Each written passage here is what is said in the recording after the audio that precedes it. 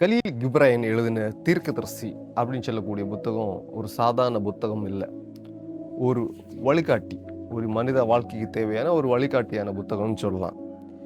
இந்த நூலில் வரக்கூடிய மெயின் கேரக்டர் பார்த்தீங்கன்னா அல் முஸ்தபா அப்படின்னு சொல்லக்கூடிய நபர் கிட்டத்தட்ட ஒரு 12 ஆண்டுகள் ஆர்பீஸ் நகர் அப்படின்னு சொல்லக்கூடிய ஒரு நகரில் அவர் வாழ்ந்துருந்தார். அவருடைய பேர் பார்த்தீங்கன்னா அல் முஸ்தபா. அவர் ஆர்பீஸ் நகரை விட்டு தன்னுடைய நாட்டுக்கு போகிறாரு முடிவெடுக்கிறாரு. 12 வருஷம் தாண்டி தன்னுடைய நாட்டுக்கு போகலான்னு அவர் முடிவெடுக்கிறார். அப்படி அவர் போகும்போது அங்கே இருக்கக்கூடிய மக்கள் எல்லாருமே ரொம்பவே வருத்தப்பட்டு, போகிறதுக்கு முன்னாடி எங்களுக்கு ஒரு சில நல் கருத்துக்களை சொல்லிட்டு போங்கள் அப்படின்னு கேட்குறாங்க. ஸோ மக்கள் எல்லாரும் ஆசைப்பட்டு கேட்டதுனால இவர் அவங்களுக்கு ஏற்ற நல் கருத்துக்களை எல்லாமே சொல்கிறாரு. மக்கள் என்னெல்லாம் தேவையோ அது எல்லாமே கேட்குறாங்க. காதல், இன்பம், துன்பம், உடைகள், விடுதலை, வழிகாட்டி, அழகு, இந்த மாதிரி கேட்டுட்டே வராங்க.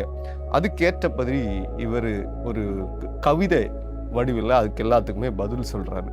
நம்ம இப்போ ஒவ்வொரு சாப்டராக பார்க்கலாம். முதல்ல காதல். காதல் உங்களுக்கு முடிசூட்டும், உங்களை சிலுவையிலும் ஏற்றும், உங்கள் வளர்ச்சிக்கு உதவுவதை போலவும் சிதைக்கவும் அது வழிக்கு இயலும்.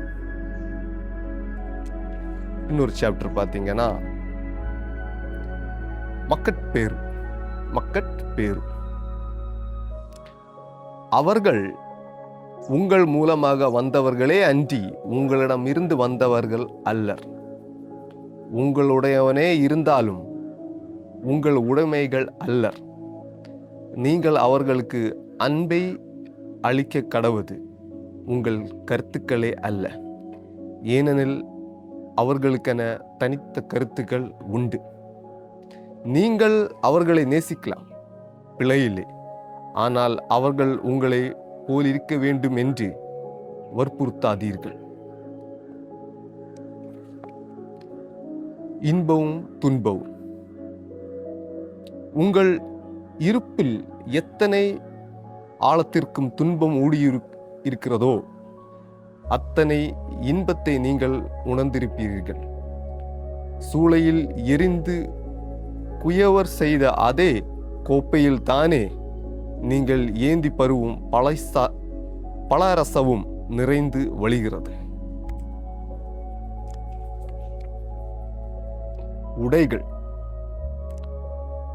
நீங்கள் இன்றும் சற்றே குறைவான உடைகளை சூரியனையும் காற்றையும் தழுவலாம்.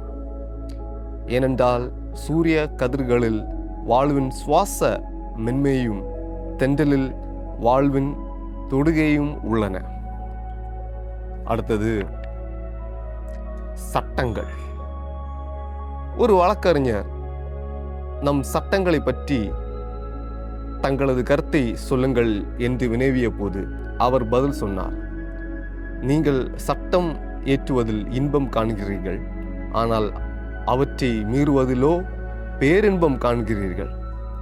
பெரும் கடற்கரையில் மணல் வீடுகளை வனைத்து அவற்றை சிதைப்பது போன்ற செயலே உம்முடையது. அடுத்த சாப்டர் பார்த்தீங்கன்னா தன்னை அறிதல். எப்போதும் அகத்தில் அறிந்திருக்கும் ஒன்றை நிச்சயம் சொற்களின் வடிவிலும் உங்களால் அறிய முடியும். ஏனெனில் ஆத்மாவின் கடல் அளக்க முடியாதது, வரம்பற்றது. உண்மையை கண்டுவிட்டேன் என்று ஒருபோதும் கூறாதீர்கள். மாறாக உண்மைக்குள் ஒன்றினை கண்டுகொண்டேன் என்று சொல்லுங்கள். நட்பு. பொழுதை கழிக்க நண்பனை தேடுவீர்களாயின் அவன் எத்தகைய நண்பனாக இருப்பான்?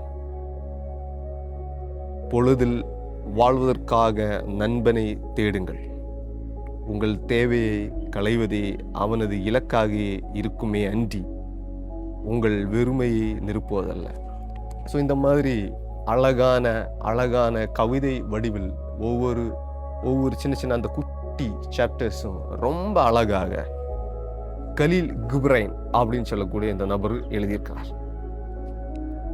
தேங்க்யூ.